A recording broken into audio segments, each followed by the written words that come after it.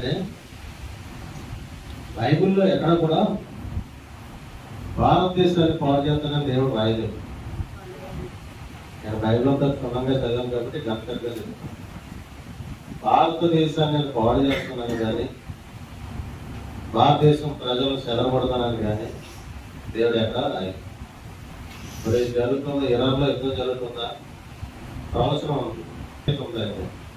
ఇది కాక 49 అయితే 34 నుంచి 34, 30, 36 వచ్చిందని చూస్తే తీగండి. అక్కడ బైబిల్ ప్రవచనం ఉంటుంది. ఆ ప్రవచనం ప్రకారం యుద్ధం జరుగుతుంది. దేవుడు ఏమని రాశాడంటే ఇర్మియా గ్రంథంలో ఏలాము అంటే ఇరానీయులు, ఏలాం అన్నా పర్షియా వాళ్ళన్నా ఆది పార్సీలన్నా వాళ్ళు ఇరాన్ దేశస్తున్నారు. మొట్టమొదటి వాళ్ళు ఏలామీయులు అనేవారు. ఆ దానికి సంబంధించిన ప్రవచనం ఏలాముని వారి బాణం నేను విరుస్తాను, ఆ ప్రజల్ని చెదరగొడతాను, భయకంపితులు చేస్తాను అని దేవుడు ఆల్రెడీ ప్రవచనం రాశాడు. ఆ ప్రవచనం ప్రకారం యుద్ధం జరుగుతుంది. అక్కడ వాళ్ళు అన్నట్టుగానే వాళ్ళ ఆయువు పట్టు మీద కొట్టారు తప్ప వాళ్ళు యురేనియం నిల్వల్ని ధ్వంసం చేశారు. మరి ఆయిల్ స్థావరాల మీద బాంబులు వేశారు. మరి దేశం అంతా కూడా అల్లకల్లోలంగా ఉంది. ఇప్పుడు ఆ దేశస్తులందరూ ఏమనుకుంటున్నారంటే ఈ దేశంలో ఉండాలా, ఈ దేశాన్ని విడిపెట్టి పోవాలా అనే సందిగ్ధంలో పడ్డారు. పరిస్థితి రోజు రోజుకి కూడా భయంకరంగా మారిపోతుంది. ఎందుకంటే తాగడానికి నీళ్ళు లేని పరిస్థితి ఏర్పడేటట్టు ఉంది. ఆయిల్ వర్షం కురుస్తుంది దేశమంతా. మరి వాయు అంటే పొగ కమ్మేసింది. మరి ఇంకా వాళ్ళ యుద్ధం ఆపలేదు. ఒక పక్క ఇజ్రాయెల్ దేశం, ఒక పక్క అమెరికా దేశం దాడి చేస్తుంది. ఇది బైబిల్ ప్రవచనం. బైబిల్ ప్రవచనం ప్రకారంగానే జరుగుతుంది. మరి మనం ఎందుకు సంతోషించాలంటే మన దేశంలో అలాంటి ప్రవచనాలు లేవు. మన దేశానికి సంబంధించి అటువంటి ప్రవచనాలు ఏమీ లేవు. దేశాన్ని పాడు చేస్తానని దేవుడు ఎక్కడా రాయలేదు. భారతదేశం గురించి, మన భారతదేశం గురించి బైబిల్లో హిందూ దేశం అని రాయబడింది. ఇస్రాయేల్ గ్రంథంలో హిందూ దేశము అని రాయబడింది. హిందూ దేశం అంటే మన భారతదేశం. హిందూ దేశం మొదలుకొని కోశీ దేశం వరకు 127 సంస్థానాలు ఆశ్వరోష రాజు పరిపాలించినట్టుగా రాయబడి ఉంటారు. అంటే మన భారతదేశం కూడా పురాతనమైనది. అందుకనే భారతదేశంలో పుట్టిన మనం గర్వించదగ్గ వాళ్ళు.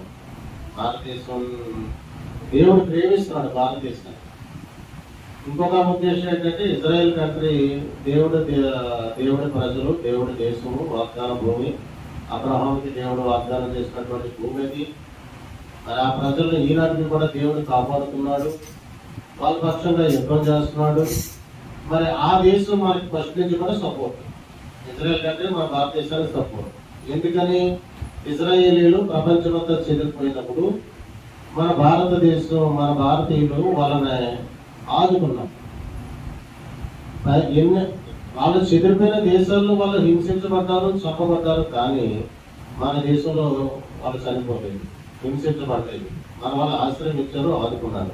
ఆ కృతజ్ఞత ఈ రోజుకి వాళ్ళు చూపిస్తున్నారు ఇజ్రాయెల్ కంట్రీ. అందుకని మన దేశానికి ఎవరైనా వస్తే ఊరుకోరు. వాళ్ళు ఉండటంలో ఏంటంటే దేవుడి ప్రజలకు సపోర్ట్గా ఉన్న వాళ్ళకి దేవుడు సపోర్ట్గా ఉంటాడు.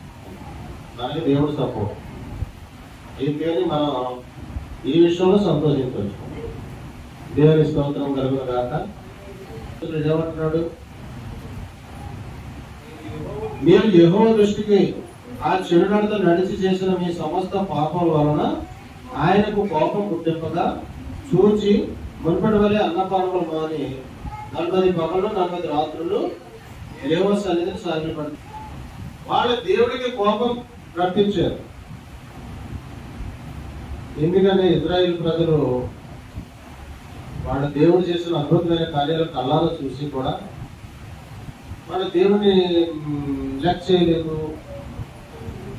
దేవుడికి భయపడలేదు. దేవుడు చేయొద్దు అన్న పనులు చేసి దేవుడికి కోపం తీసుకొచ్చారు, ఉగ్రతను తీసుకొచ్చారు. అప్పుడు దేవుడు అంటాడు, నేను చంపేస్తాను, మోసేను పక్క తప్పుకోవాలి, మోసేను ఒక క్షణం పక్కన నేను చంపేస్తాను నేను అంటాడు దేవుడు. అప్పుడు మోసే దేవుడు బతిమాలుతాడు అనమాట. వాళ్ళ పక్షంగా ఉపవాసం ఉండి ప్రార్థన చేస్తాడు. 40 దినాలు 40 పగళ్ళు 40 రాత్రులు. అంటే రాత్రి పగలు కూడా ఉపవాసం ఉండి ప్రార్థన చేస్తాడు. ఉపవాసం అంటే ఉపవాసమే. ఆయన అన్నపానాలు మాని ఏమంటాడు? అన్నపానములు మాని దేవుడితోనే, దేవుడి సన్నిధిలో దేవుడితోనే గడుపుతాడు అనమాట. అది ఉపవాసం. ఇప్పుడు ప్రార్థన అంటే దేవుడితో మాట్లాడటాన్ని ప్రార్థన అంటారు. ప్రార్థన అంటే ఏంటి? దేవుడితో మాట్లాడుకోవడం ప్రార్థన అంటే. మనం ప్రార్థన ద్వారా దేవుడితో మాట్లాడుతాం. ప్రార్థన ద్వారా దేవుడితో మాట్లాడతాం. ఇందులో ప్రార్థనలో వ్యక్తిగత ప్రార్థనని, విజ్ఞాపన ప్రార్థనని, ఉపవాస ప్రార్థనని, మరి ఆత్మపూర్ణుడై చేసే ప్రార్థన, దైవశక్తి ప్రార్థన, ఇలా రకరకాల ప్రార్థనలు ఉంటాయి. విజ్ఞాపన ప్రార్థన అంటే ఇతరుల కోసం, మన సమాజ ఇరుగు పొరుగు వారి కోసం, లేదా సమాజం కోసం, మన దేశం కోసం, ఇలాగా ఇతరుల కోసం చేసే ప్రార్థన విజ్ఞాపన ప్రార్థన అంటారు. మరి ఉపవాస ప్రార్థన, ఉపవాసం ఉండి దేవుడితో మాత్రమే గడిపే ప్రార్థన ఉపవాస. ఉపవాసం ఉండి అంటే ఏమీ తినకుండా దేవుడితో గడపడానికి ఉపవాస ప్రార్థన అంటారు. అది ఈ ఉపవాసము అంటే ఏంటంటే, అంటే దగ్గర అవటం, అంటే దేవునికి దగ్గర అవటం. వాసం అంటే సహవాసం. ఉపవాసం అంటే దేవునికి దగ్గర అయ్యి ఆయనతో సహవాసం చేయటమే ఉపవాసం. అలా ఉపవాసం ఉండి ప్రార్థన చేయటం ఉపవాసం ఉండి ప్రార్థన చేయటాన్ని ఉపవాస ప్రార్థన. ఈ ఉపవాస ప్రార్థన చేసి భక్తులు బైబిల్లో అద్భుతాలు చూశారు. మోషే ఉపవాసం ఉండి ప్రార్థన చేసి దేవుడి ప్రసన్నతను చూశాడు ఆయన. అంటే మోషే 40 దినాలు 40 పగలు ఉపవాసం ఉండి ప్రార్థన చేస్తే దేవుడు దహించు అగ్ని సినాయి పర్వతం మీదకి దిగవచ్చు. అంటే దేవుడు దిగవచ్చు. ఇప్పుడు దానియేలు ఉపవాసం ప్రార్థన చేస్తే దేవదూత దిగొచ్చు. కొన్నేళ్ళు ప్రార్థన చేస్తే దేవదూత వచ్చు. అన్న ఉపవాసం ప్రార్థన చేస్తే దేవుడు బిడ్డను దయచేసి దేవుడే ఇచ్చాడు కాబట్టి ఆ బిడ్డ సమయాలను పేరు పెట్టి అతను యాజకుడు అయ్యాడు, ప్రవక్త అయ్యాడు, దీర్ఘదర్శి అయ్యాడు. అంటే ఒక గొప్ప వ్యక్తిని, అన్న ప్రార్థన ఆలకించిన దేవుడు ఒక గొప్ప వ్యక్తిని దేవుడు ఇచ్చాడు. ఆయనే సమయాలు. అలా ఆయన ఉపవాసం ఉండి కన్నీరు కార్చి దేవుడి సన్నిధిలో తన ఆత్మను కుమ్మరించి ప్రార్థన చేసింది కాబట్టి దేవుడు ఒక మంచి బిడ్డను దేవుడు ఇచ్చాడు. దేవుడి దగ్గర నుంచి మనం ఏమన్నా పొందుకోవాలంటే ఉపవాసం ఉండి ప్రార్థన చేయాలి. అప్పుడు మనకి దేవుడు నీ బిడ్డ కోసం కానివ్వండి, లేదా నీకు ఏదైనా సమస్య కోసం కానివ్వండి, లేదా నీకు ఉద్యోగం కోసం కానివ్వండి, లేదా కుమార్తె వివాహం కోసం కానివ్వండి, లేదా కుమారుడి వివాహం కోసం కానివ్వండి, లేదా నీ సమస్యలకు పరిష్కారం కోసం కానివ్వండి, నువ్వు ఉపవాసం ఉండి దేవుడితో ప్రార్థన చేస్తే నీకు దానికి జవాబు వస్తుంది, సహాయం చేస్తాడు. ఖచ్చితంగా దేవుడు సహాయం చేస్తాడు. భక్తులు ఎంతోమంది ఉపవాసం ఉండి ప్రార్థన చేసి దేవుడిని దర్శించుకొని ఆయన ప్రసన్నతను పొందుకొని వీళ్ళ అవసరాలు, దేవుడి ప్రసన్నత పొందుకుంటే ఇంకా మనకి ఏంటంటే మనం ఏది అవసరమైంది తెలుసుకుంటాడు, దాన్ని సాయం చేస్తాడు. ఆయన మన మనసు ఎరిగిన వాడు, మన ఉదయం ఎరిగిన వాడు మనకు సాయం చేస్తాడు. కాబట్టి ఉపవాస ప్రార్థన చాలా విశిష్టమైంది. దేవుడి మహాకృపను బట్టి మరి ఇప్పుడు 22 రోజులు కంప్లీట్ చేస్తాం ఉపవాసం ఉంటే ప్రార్థన చేస్తుంటే దేవుడి కార్యాలు చేస్తాం, అద్భుతాలు. ఇప్పుడు వల్ల పిల్లలే ఫోన్ చేసింది, ఒక ఆవిడ దెయ్యం పట్టుకుంటే ప్రార్థన చేస్తుంటే అంటుంది, నువ్వు మాట్లాడుకో సార్, నువ్వు మాట్లాడుకో, నువ్వు ఒక్కటి కూడా మాట్లాడుకో, నేను వెళ్ళను అంటుంది. ఏ జోమ ఫోన్ అంటే అంటే దొరికిపోయింది, ఇవి పడిపోయింది. ఏమంటా తెలుసా, నువ్వు అసలు మాట్లాడుకో. ఇక్కడ ఏసునామలో ప్రార్థన చేస్తే మన ఒళ్ళు కాలిపోతుంది అన్నమాట, గ్రహించిపోతారు, తట్టుకోలేరు. వాళ్ళు పడిపోయింది, ఆవిడ తప్పుకుంది. ఆవిడ ఏం చేయాలి? ఇప్పుడు బాప్తిజం దేవుడు నమ్ముకుంటే మళ్ళీ రాకుండా ఉంటారు. అంతేగాని మళ్ళీ లోకానుసారం పడతారు, పూజలు చేస్తారు, నమస్కారాలు చేస్తారంటే మళ్ళీ వస్తారు. దానికి అవకాశం దొరికారు. దానికి అవకాశంగా దొరకకూడదంటే ఈవిడ పూజలు చేయకూడదు. ఇక సాయంత్రం మాతో ఇలాంటివి వదిలేసి దేవుడి దగ్గరికి వచ్చేసి ప్రభువా నన్ను క్షమించు అని ప్రార్థన చేసుకుంటే దేవుడు ఆవిడ హృదయంలోకి వస్తే ఆ దురాత్మకి దేవుడు జోలికి రాలంటే దేవుడే చూసుకుంటాడు. అంటే గర్తిస్తాడు దేవుడు గర్తిస్తాడు, ఇంకా రాదు. అలా అద్భుతం చేస్తాడు దేవుడు. మరి అట్లాగా దేవుడి కార్యాలు అంటే మనం ఏదైనా అంటే ప్రార్థన ప్రార్థనకి దేవుడు సమాధానం ఇస్తాడు అన్నమాట. ఉపవాసం నుండి ప్రార్థన చేస్తే దురాత్మలు కొన్ని దెయ్యాలు పోతాయంట. అది దెయ్యాలు మన కంటికి కనపడవు, మన ఒంట్లో ఉంటాయి, మన ఇంట్లో కూడా ఉంటాయి.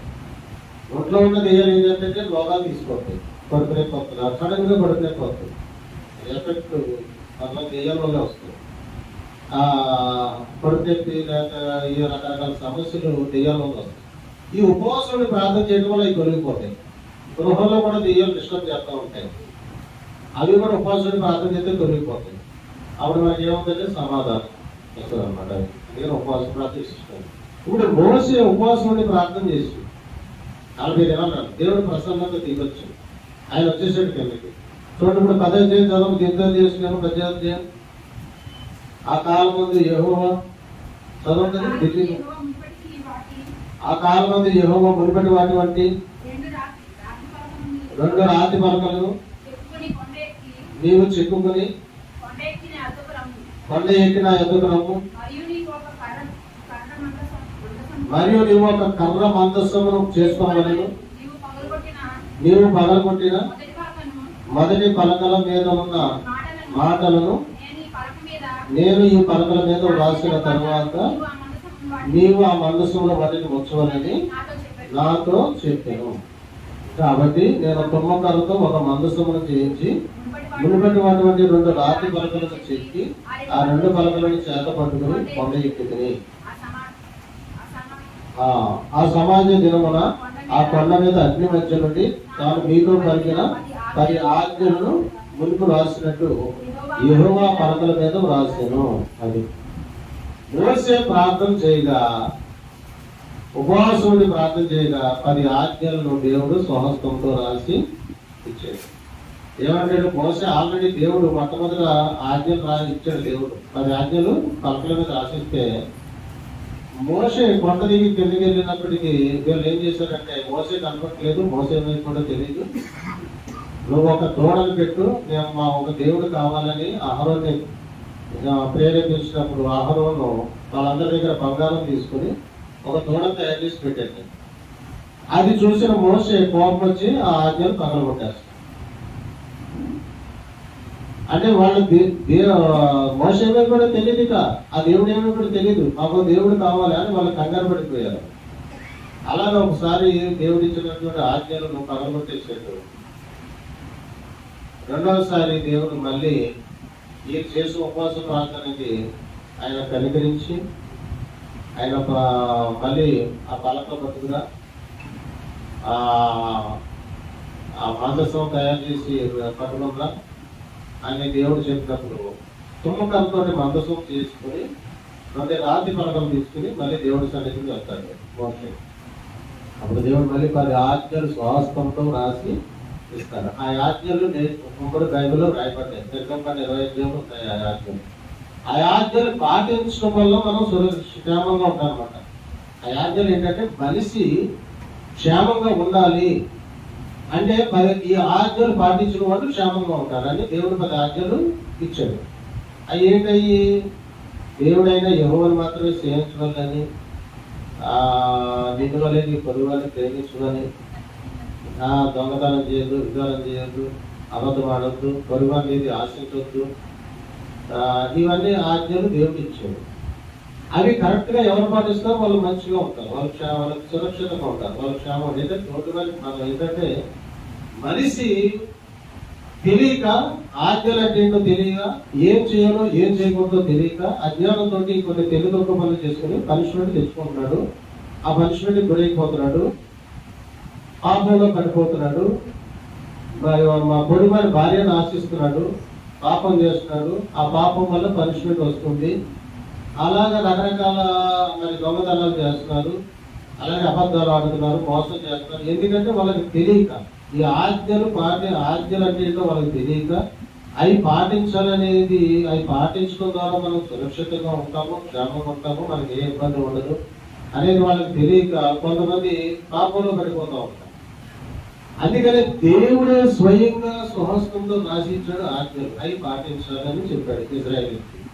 వీళ్ళేం చేస్తారు? దేవుడు ఇచ్చిన ఆజ్ఞలు వదిలేసి ఇష్టానుసారంగా ఉంటే దేవుడు కోపం వచ్చింది, చంపేస్తాను నేను అన్నాడు. చంపేస్తారంటే మోషే అడ్డపడ్డాడు. అయ్యో వాళ్ళని క్షమించండి ప్రభు, వాళ్ళు మీ ప్రజలు, ఒకసారి అబ్రహాముని ఇస్సాకుని యాకోబుని జ్ఞాపకం చేసుకోండి ప్రభు, నీ సేవకుని జ్ఞాపకం చేసుకోండి ప్రభు, వాళ్ళ అబ్రహాము ఇస్సాకు యాకోబుని సేవకులు వాళ్ళని జ్ఞాపకం చేసుకోండి, వాళ్ళ ముఖం చూసి నా ముఖం చూసి వాళ్ళు విడిచిపెట్టు ప్రభు అని వాళ్ళు ప్రార్థన చేస్తారు. అలాగా ప్రార్థన చేస్తే దేవుడు సర్లే నేను మళ్ళీ మందసం పెట్టరా, మళ్ళీ ఆ పలకలు పెట్టరా అని చెప్పి మళ్ళీ రాసిస్తాడు దేవుడు ఆజ్ఞలు. 10 ఆజ్ఞలు మళ్ళీ సంవత్సరంతో రాసిస్తారు. అప్పుడు ఆ ఆజ్ఞలు తీసుకుని ఈ మందసం ఎంత విలువైందో తెలుసా? దేవుడి మందసం చేయమని దేవుడు మోషేకి ఆజ్ఞాపించాడు. ఎందుకంటే ఆ మందసంలోకి నేను నా మహిమ అంటే నేను మందసంలోకి దిగి వస్తాను, ఆ మందసంలో ఉండి మీ మధ్యలో నేను ఉంటాను, నేను మీ మధ్యలో ఉన్నప్పుడు అంటే దేవుడే మన మధ్యలో ఉంటే వాళ్ళందరినీ కాపాడడానికి దేవుడు నేను మీ మధ్యలో ఉండటానికి నాకు ఒక మందసం చేయని చెప్పినప్పుడు అప్పుడు మోషే బెసలేలు అహోలియాబ్ అనే 2 వ్యక్తుల్ని ద్వారా మందసాన్ని చేస్తారు, మందసాన్ని తయారు చేస్తారు. ఆ మందసం తుమ్మకరతో చేయించి బంగారంతో పొదిగిస్తాడు. అందులో ఏముంటాయి? అహరోను చిగురించిన కర్ర, మన్నా పాత్ర, 10 ఆజ్ఞలు ఉంటాయి. ఇది దేని సూచన? అహరోను చిగురించిన కర్ర. ఇప్పుడు కర్రలన్నీ పట్టరండి అన్నాడట దేవుడు. అందరూ కర్రలు పట్టుకొచ్చారట. అందరూ అహరోను కర్ర మాత్రమే చిగురించిందట, మిగిలిన కర్రలు అలాగే ఉన్నాయండి. ఆ అహరోను చిగురించిన కర్ర, తర్వాత మన్నా పాత్ర, 10 ఆజ్ఞలు.